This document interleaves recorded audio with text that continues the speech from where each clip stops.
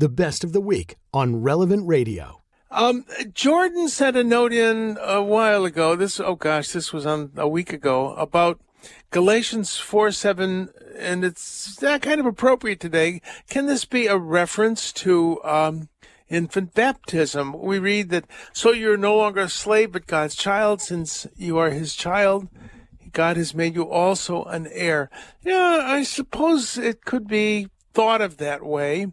The words here in the text are, you are no longer a slave, a doulos. That implies, doesn't imply a child. Pais is a child slave. Doulos is an adult slave.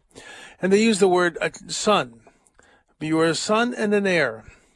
Of course, they translate it child because son is not inclusive enough. But never mind. I'll just move along here. Nothing to see.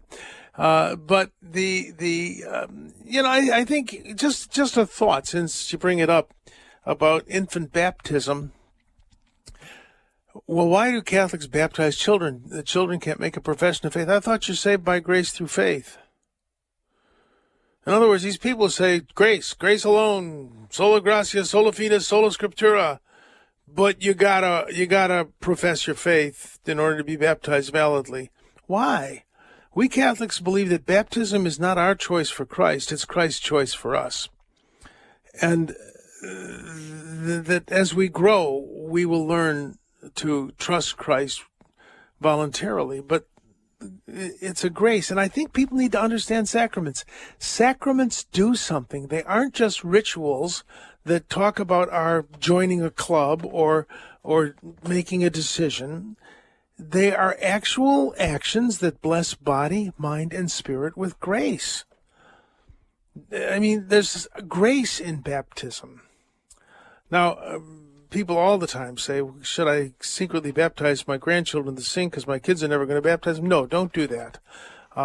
You're holding someone, you're involving someone in a covenant that they know nothing about and never will have a chance to know about it. And we don't know if that is wise, so don't do it. God in his mercy will work this out. Pray the Surrender Novena. I love the Surrender Novena.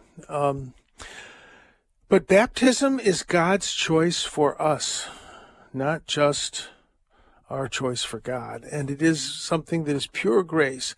And I think that this passage, Galatians 4:7, actually does kind of mention to it. We stop being we still are the slaves of God because we're his children, but because children had no better prospects than a slave, they had no more freedom than a slave, but they would inherit. That's why he mentions you are a son and an heir, a kleronomos. So I just wanted to mention that. I don't know if it was at all enlightening, but I wanted to mention that because the baptism of children is not only valid, it's important.